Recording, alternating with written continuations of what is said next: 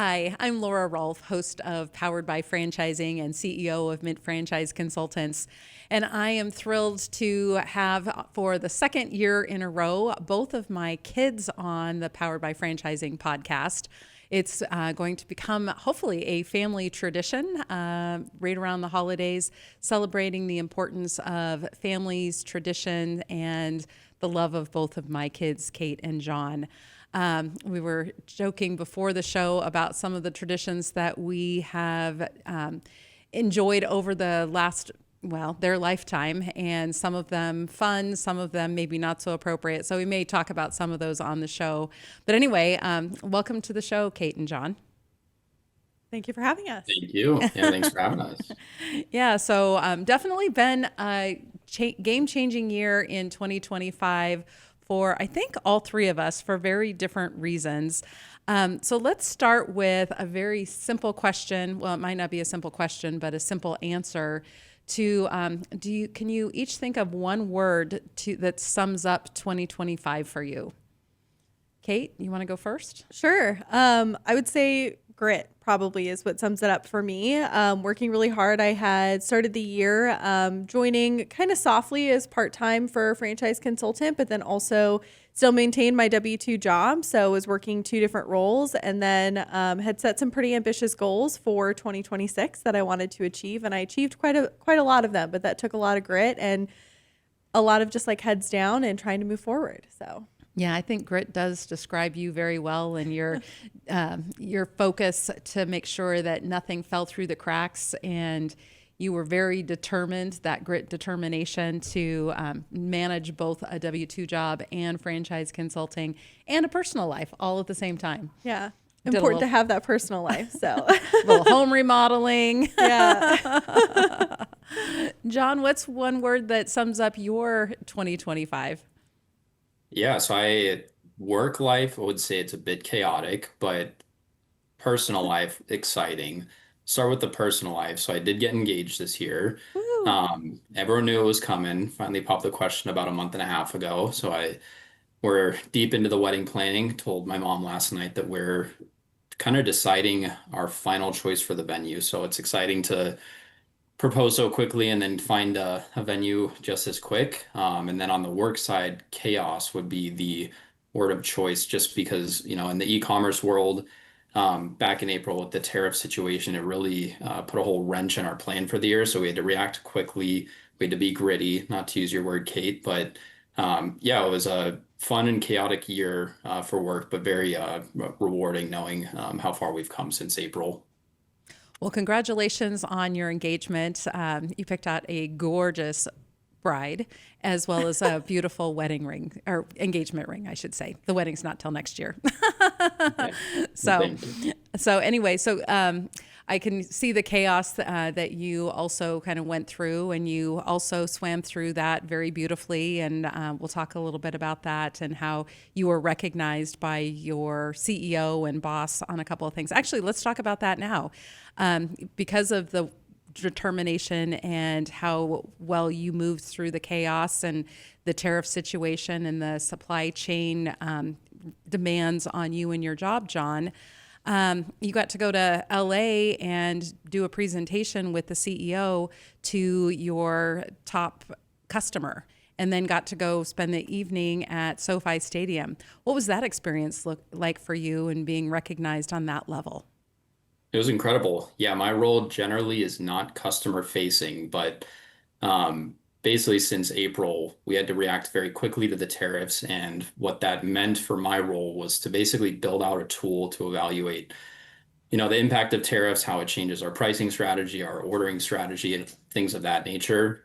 We did a really good job developing the logic around that. And we had a very robust demand system that the leadership team on our biggest account decided it would be useful for me to go to our brand in California, present to them, kind of lay out some of the logic that we had used just to make sure we're kind of speaking the same language. So yeah, a couple months ago, they flew me out to LA, had a basically 6-hour meeting with their leadership team, our leadership team, presented to them for about an hour on anything from elasticity to pricing strategies, demand strategies, what that looks like going into 2026. And then after that, because the company we went and visited is based out of LA, they have a suite at SoFi, and they took us to a Thursday night football game, which was my first time going to a Thursday night football game. First time at SoFi, obviously. Beautiful stadium, fun atmosphere, and really nice to be able to get that experience. Well, very cool. So, what did that mean to you professionally, John? That experience?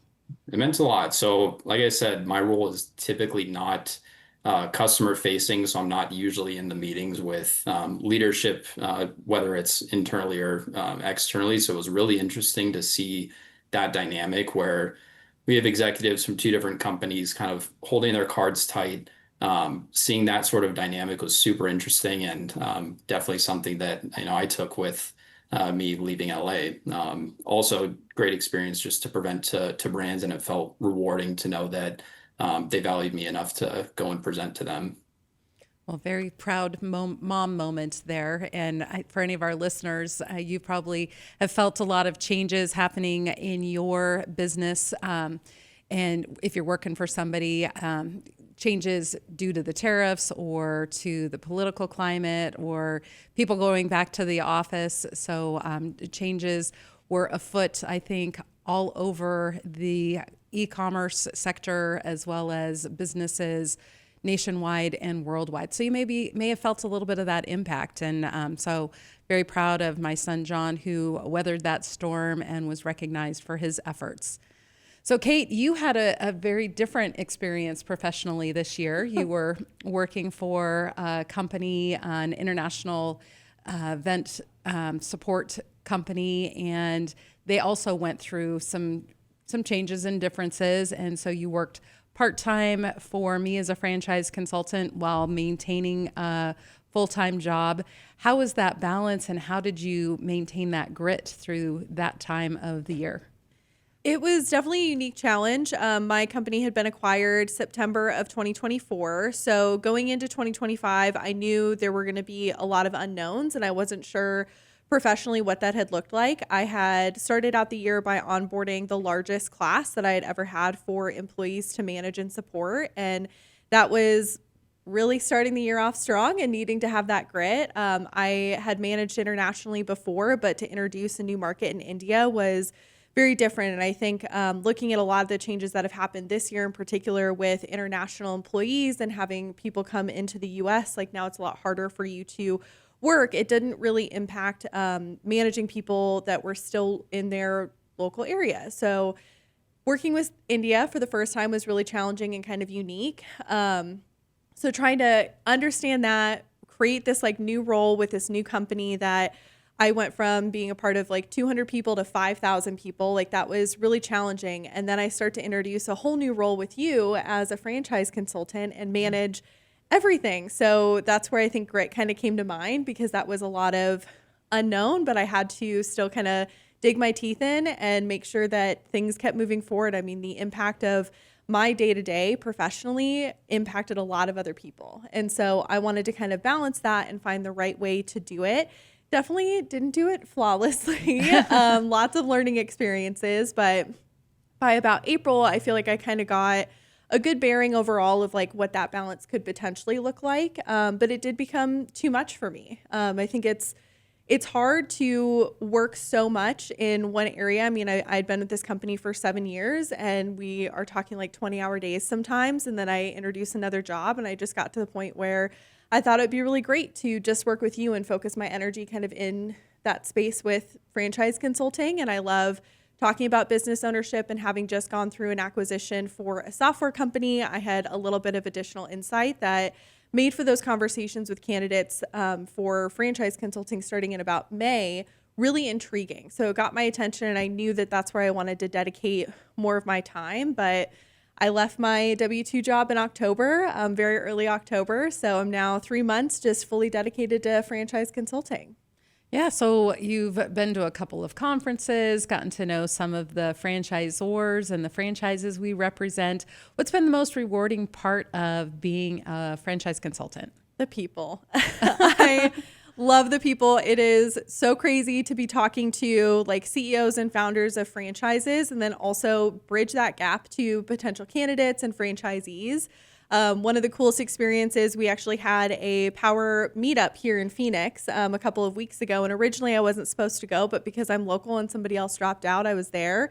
And at a dinner, they brought in a franchisee for Floor Coverings International. And just to be able to hear her story and like where she started out, because a lot of candidates come in thinking they want one particular industry or one type of brand. And that was her. And she now has an incredibly successful territory that she's managing out in the East Valley. Like that just is so cool. And we were at the table with the franchisor and leaders with the franchisor, and just to be able to hear these stories that are changing people's lives and impacting so many different ways. Like it's not just professional development and revenue. It is building a legacy for your family. It's working with people who care when your birthday is. Like one of the coolest things earlier in the year was when we were at the Red Rock reunion, which was awesome. And I'm looking forward to that again this year. But to learn that one of the largest franchise groups that we have, the CEO writes birthday cards to all of their employees. Like these are people that bring happiness and work really hard to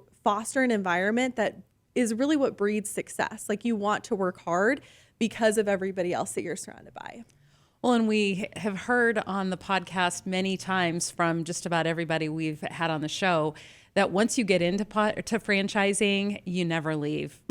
So Yeah. I've got Kate sucked in. John, he's got his own thing going, at which I'm very proud of him too. But once you get into this franchise family, you might bounce around a little bit and work for different franchisors or go back and forth between consultant and franchise development.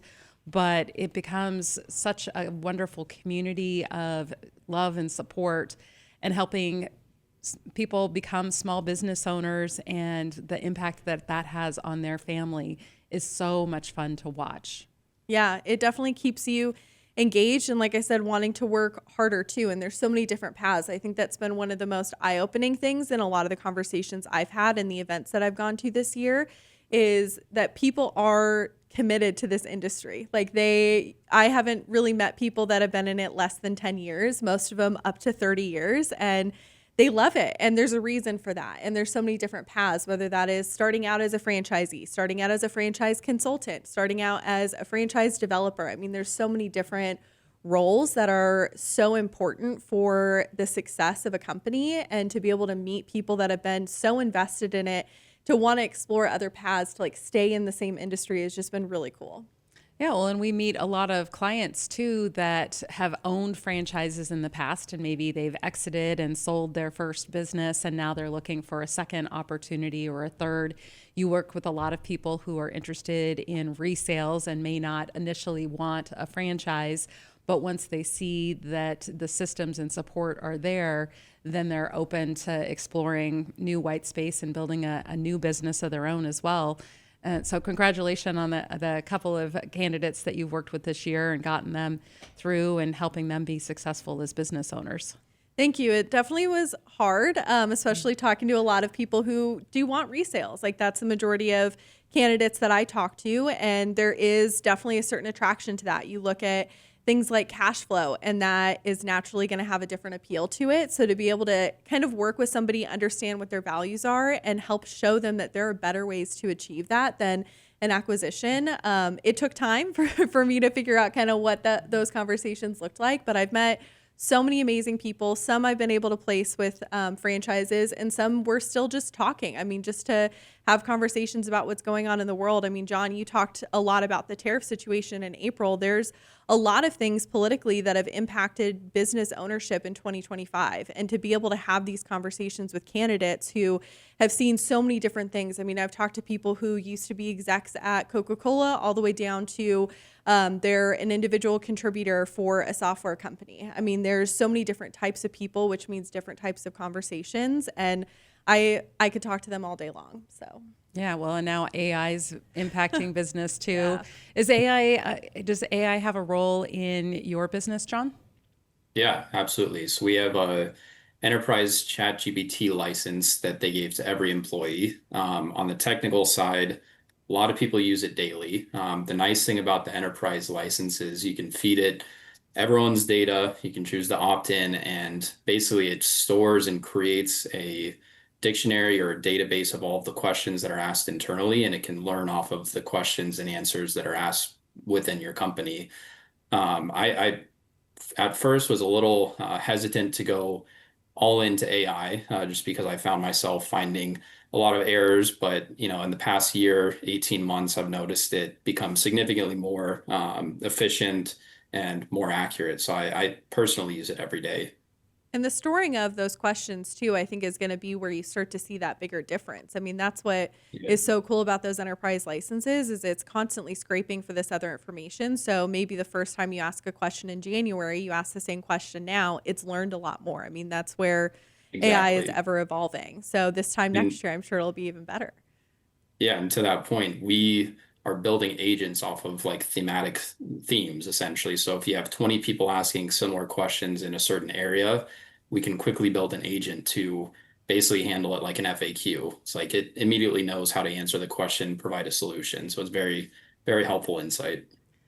Well, you two are way smarter than I am in that technology field. I'm so grateful for both of your support. And Kate, you're helping us transition to a new software platform. Because it's still Greek to me. So if I were still in the workforce, I don't know. Those FAQs that are being built by AI would be very helpful for me, but you guys move so fast, both of you. Well, you use ChatGPT too. I mean, that's I do. what kind of helps fine tune a lot of the work that you're doing. So it's not, give yourself more credit. It's not as foreign to you as you're making it sound. Yes, well, but the coding and the behind the scenes things and creating systems and tools, I mean, to some extent I do that. But anyway, it's very cool to have two smart kids. I'm a proud mom. So, so Kate, we haven't always seen eye to eye. John, you and I haven't always seen eye to eye either. We've kind of ebbed and flowed, and now you're working for me. So how's that been, honestly?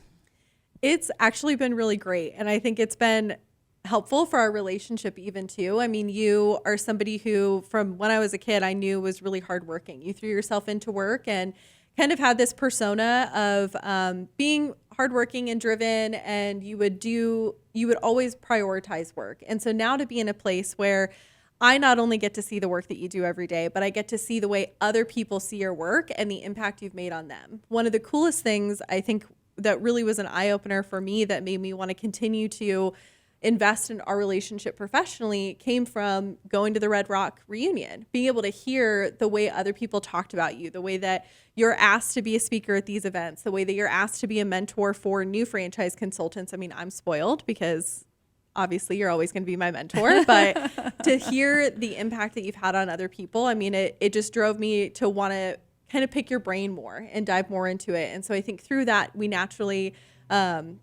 just like had more conversations, and it led to like more fun back and forth, like kind of challenging each other in a way that isn't like critical either. It's like, hey, have you thought about it like this, or have you tried that, or let's take this approach. And that is really cool because we think similar but like also so different too. So it's actually been really awesome to work with you. Yeah, well, John, we're picking out new colors for the website and for Mint Franchise Consultants. And so I sent those over to Kate over the weekend. And she's like, these are so outdated. So old. So anyway, I guess I'm still back in the early 2000s. And so I asked her to make it a little hip and more cool than I guess I am at my age. So maybe you can put some eyes on it too and give your perspective as somebody who's a little more hip and younger than your mom too. We're definitely Yeah, striving to be hip. I'll definitely provide my feedback. I'm pretty opinionated on style. Oh, we know. Yeah, well, opinionated on style and things. So, to your wedding next year, I mean, I think you have a certain look and projection. Grandma was saying that weddings are usually for the bride, and I know your bride is just wonderful, but you definitely have some opinions on the look and the feel of the wedding. And so, what do you plan on wearing? That's a trick question, I, It'll be classic, but with a twist. I like to kind of play with a little bit of like different fabrics. I like tweed. I also like houndstooth patterns. So I'm kind of debating between the two of those.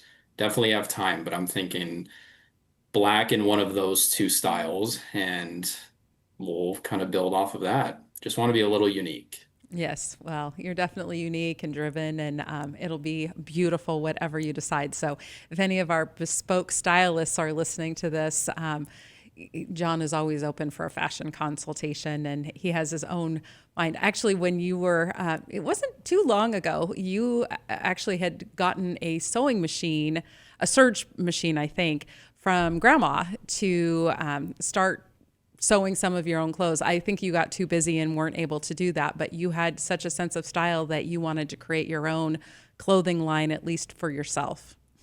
Yeah. Well, I later found out after spending hours trying to sew things together that it was an overlock machine, which generally is used for fine edges on like napkins, paper cloths, things of that nature, and not really used for clothes. So I gave that up. Hopefully someday I'll circle back to it. Very unique. Um, so, Katie, I know you, so both of you 1 year ago were on my podcast for the first time. And so now, Kate, you've been a regular and you've been hosting some of the podcasts as well. What has that been like for you, and what have you enjoyed about being here at Star Worldwide Networks? It was scary at first, I will admit. I mean, I can talk all day long, and I'm sure both of you can attest to that. But to do it in a podcast setting, I was way more anxious than I expected to be. But through kind of that process, it's been a lot of fun. I mean, everybody here at Star Worldwide has made it a lot easier too. I mean, just the energy when you first walk in, like that kind of helps calm you down a little bit. But then I hosted my own, like just myself, so you weren't even there to help me when I stumbled through some of the questions. That was really, I think, the turning point for me. Was like, okay, I've done that now, so from here on out, it's going to only get easier. So I like continuing to do it, and we're going to do it next week too with a funder instead of a franchisor or franchisee. So it'll be good to kind of switch it up a little bit for me. Yes, well, that'll be a wonderful episode as well. And John, I was kind of surprised that you agreed to be on the podcast a year ago. You were in studio because you were here visiting Phoenix, and now you agreed to be on via Zoom. What's it like being on the professional podcast with Kate and me and talking about franchising and also family?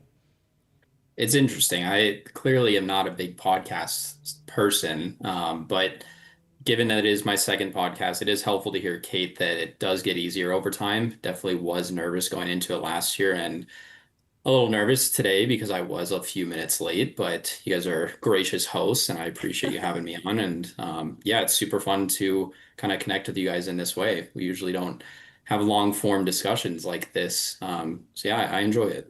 It's kind of interesting thinking about the podcast last year because I know, Mom, you don't listen to your own podcasts. And I know a lot of people who record podcasts and they don't listen to it. But that was one of the things that was super important for me to do last year because I was so nervous. And John, I remember leaving the podcast thinking, man, he did such a great job. Like, I probably fumbled through so much. Like, I was really self-conscious because I looked up to how you did it. But it was nice to be able to listen and see, like, okay, no, I did actually talk through it all right. It wasn't horrible. And like, I think we had good back and forth. And so I'm curious, John, did you listen to last year's podcast and do you plan to listen to this one?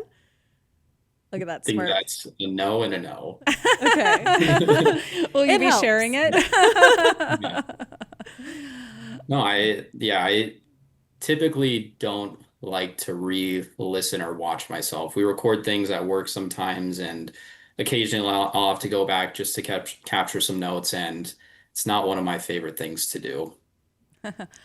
Well, John, you're also getting into marathon running. You've been running since you were little and you used to do the relay races, the training for the Hershey track meet, and then you ran track and cross country in high school. And running has become really a center part of your life. What has training for marathons felt like for you, and how does that play into to your growth in your world?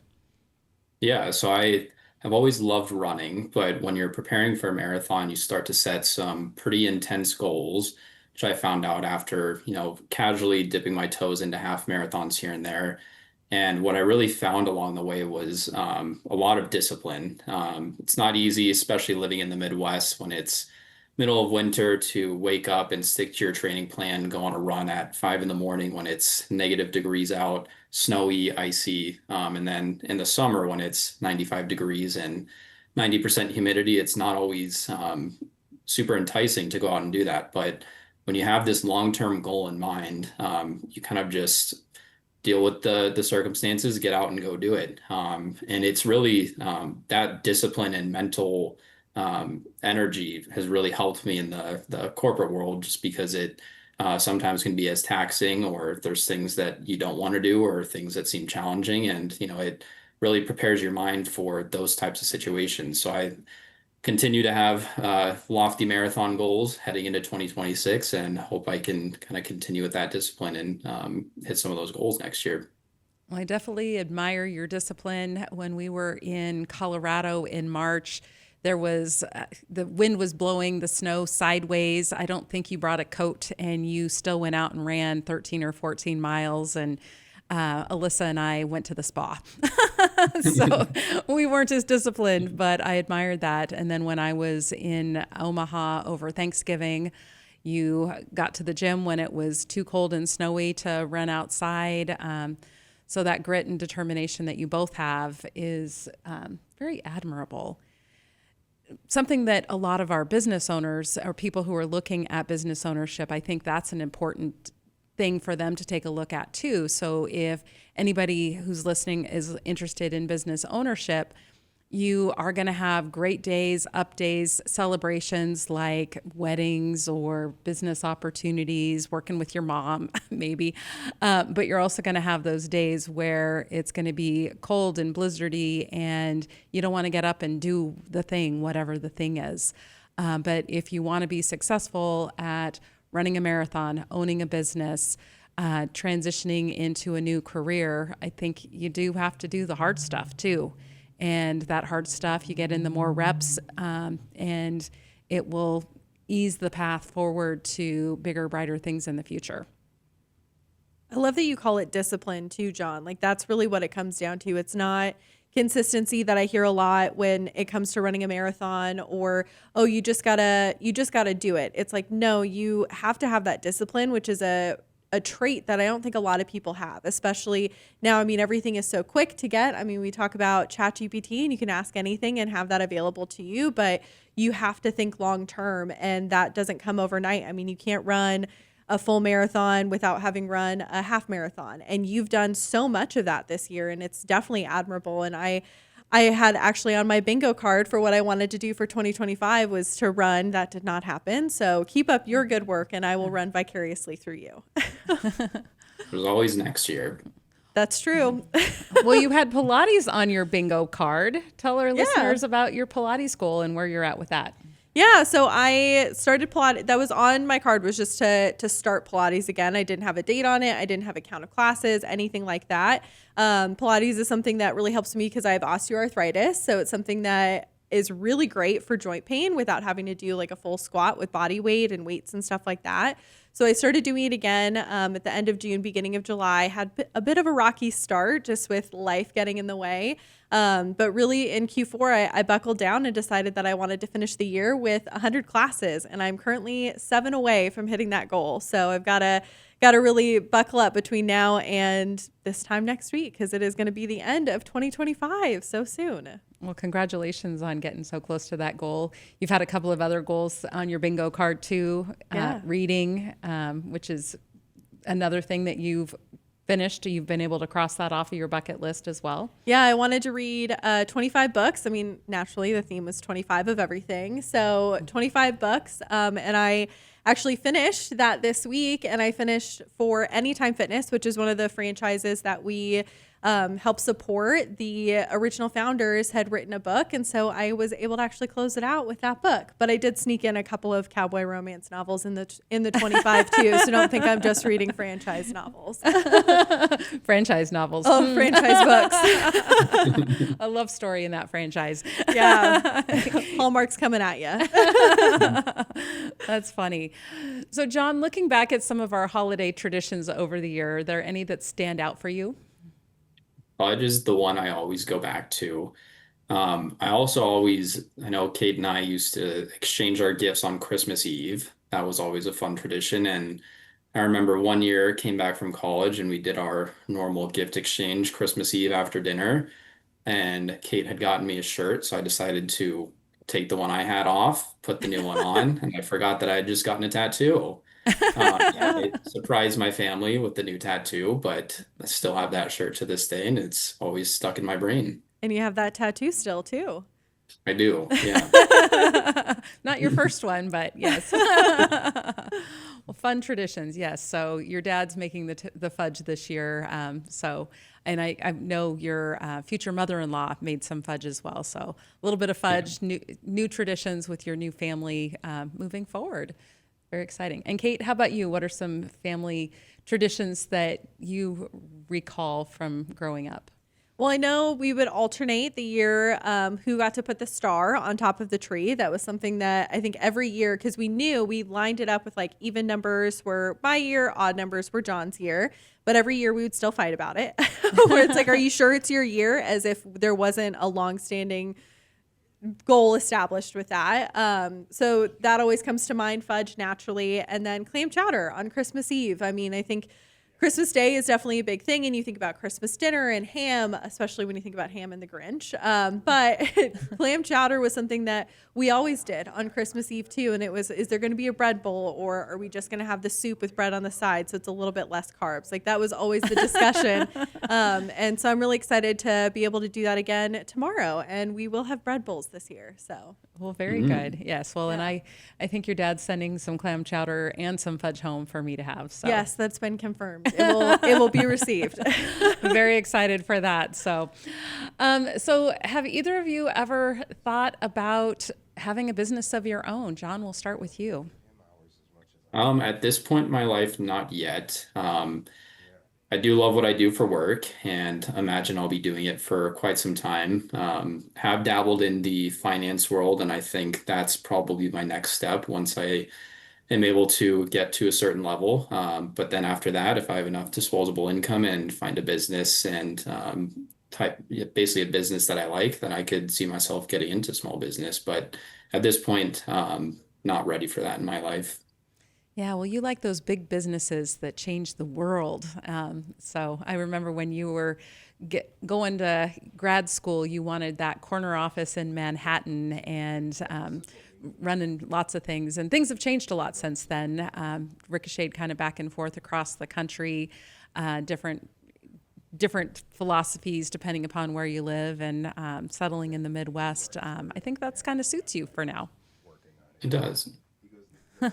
And Kate, how about you? Do you have any aspirations to own a business? Yeah, and if you're listening, we've talked about this on prior podcasts as well, but I would love to own a Pilates studio. So it's something that I have to look forward to over the next couple of years to kind of get enough cash, especially because it is a brick and mortar. So it is a more expensive business to lean into, but it's something that I'm really passionate about. I mean, there's a reason why I've buckled up and gotten 100 classes in, and it's helped me with my arthritis. And I think that I want to be able to continue to help people in that space. And I'm excited that you're going to be trying a class in January too, so you can see what all the talk is about too. But over the next 2 to 5 years, I hope to have that business open and established. Yeah, well, and being in franchising now, you have an understanding of what that looks like. And it's not an immediate overnight, I'm going to invest in a business and open it in the new year. It takes some thoughtful planning for building up the cash liquidity requirement and determining what brand is going to be the best fit for you. There's a few different Pilates brands out there, and making sure that you pick the right one that is aligned with your value system and your excitement for Pilates. And so glad that you have that timeline in place to to own a Pilates studio, or a few of them, I think is what you had mentioned. Yeah, ideally a few of them. That's where a lot of fun is. So if you want to learn more about franchising and Pilates, we had Lance Freeman on an incredible podcast a little while ago. So go find that episode. Very good. So beyond getting married next year, John, do you have any other aspirations or goals for 2026? Yeah, I think obviously advancing in my career is an easy one. I'd like to take the next step and move up to director level. So I hope I can get to that in first half of next year. And then marathon wise, still want to break 3 hours. Did PR in the half marathon this year, but came short in my marathon back in May. So I took some of the learnings from that marathon and taken it into next year. I do have my eye on one in Chicago in April, so hopefully I can get a pretty good foundation leading up to that and set a PR there. Well, good. And you tend to hit whatever goals you set for yourself, John. You're very determined in that way as well. And Kate, what are your aspirations or goals for 2026? So definitely to save money for my future Pilates studio. And then I like doing kind of those smaller digestible goals that I use to kind of work towards that. So instead of doing 100 classes next year for Pilates, I want to do 226. And then reading, also build on that goal too, just like continuing to up level and build on the foundation that I really established for myself this year instead of kind of coming up with new things too. Well, excellent. Well, and for me in 2026, I want to continue having a great life-work balance. I think it's important to travel and explore and do some of the things that I enjoy doing and not have work be the sole focus. But I also want to help more aspiring entrepreneurs into business ownership, and whether that's coaching you to help you find the right business in 2026 or helping you build that plan out for the future. We're here for you. So that's my goals for next year. We'll have to find some time to also get some scuba diving done for our goals next year. Both my mom and I got certified for scuba diving this year. So as I help to make sure that she does take those breaks and doesn't just work all the time, that would be something fun to look forward to in 2026 too. John, you got to come next. You got to get scuba certified as well, and then we can all go diving. That would be so fun. Do you guys have a trip planned for next year yet? Not yet, but we're looking at a couple. There are some really great dive groups out there, including one that is like women only that mom actually introduced me to. So that's kind of coming up. And then there's some other ones too, like mom did one in Cozumel. So there's another one in Cozumel next year. She's got one in Malaysia in 2027. So we've got to find something fun like that for 2026. Yes, not a lot of scuba places in Omaha, so. Not a lot of scuba places in Arizona either, but if you want it bad enough, you can always find it. So Absolutely.